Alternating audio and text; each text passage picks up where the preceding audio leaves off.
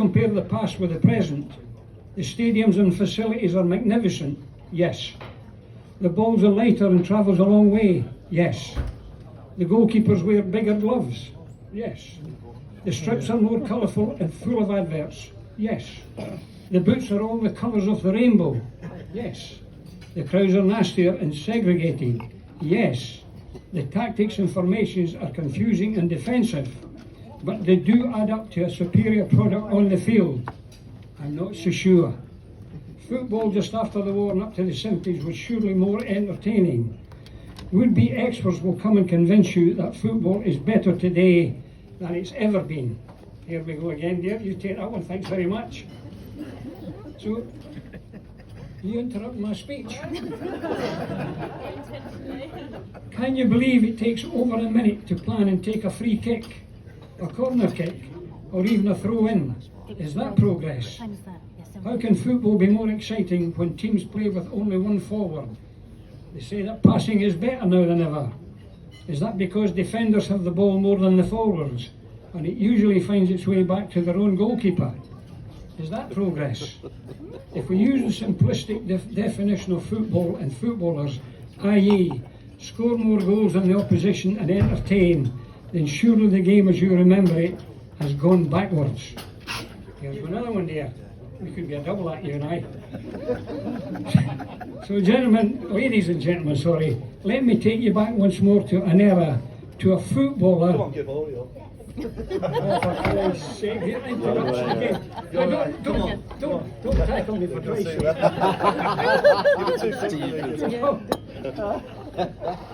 Here we go. Right, here we go. Right, let me take you back once more to an era, to a footballer who has disappeared over the years. Can anybody tell me who it was? The fly. Thank you. Take you back to more than an era, to a footballer who has disappeared over the years. Who can name him? The flying winger. Where have they gone? The winger, like the golden eagle, was a thing of beauty. Once again, my darling, thanks very much. When in full flight, it meant nothing to the predator. I'm not sure of the golden eagle, but the winger, as we remember him, has slowly become extinct.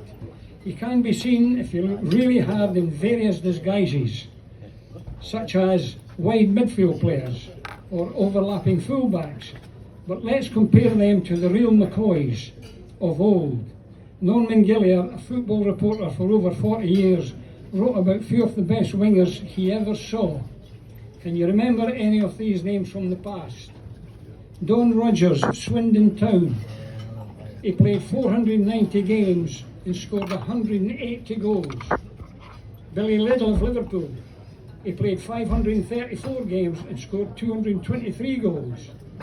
Johnny Hancock of Wolves, 378 games, 168 goals. Brian Douglas of Blackburn, 503 games, 111 goals. Jimmy Johnson of Celtic, 515 games, 130 goals.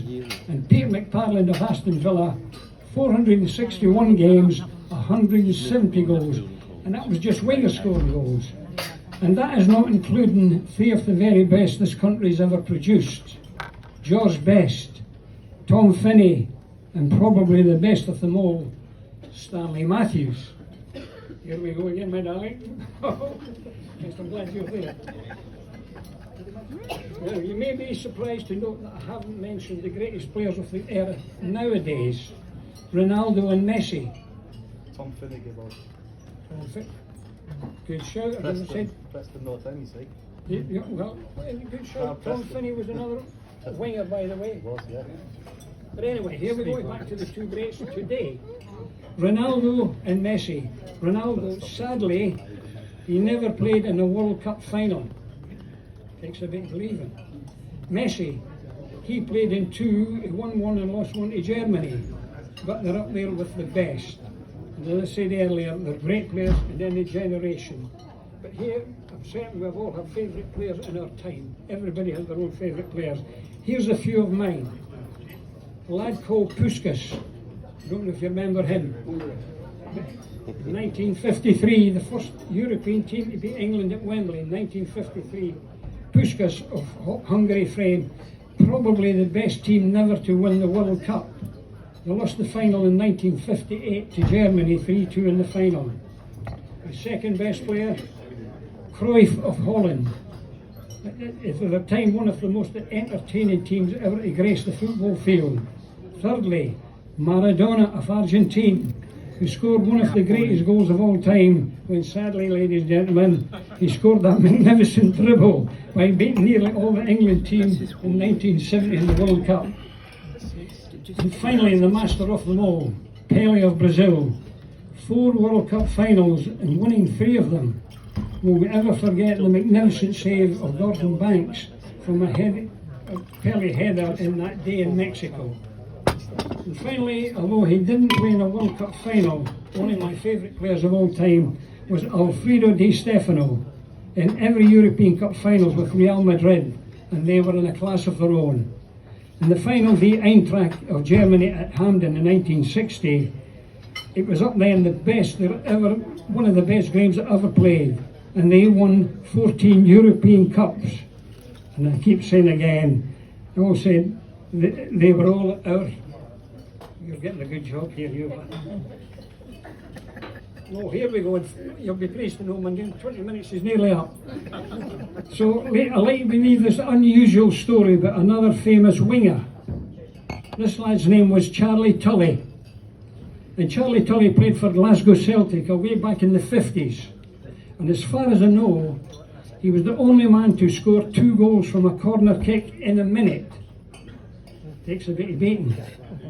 Celtic v Falkirk, out in the left wing, he took the corner kick with his right foot and he scored.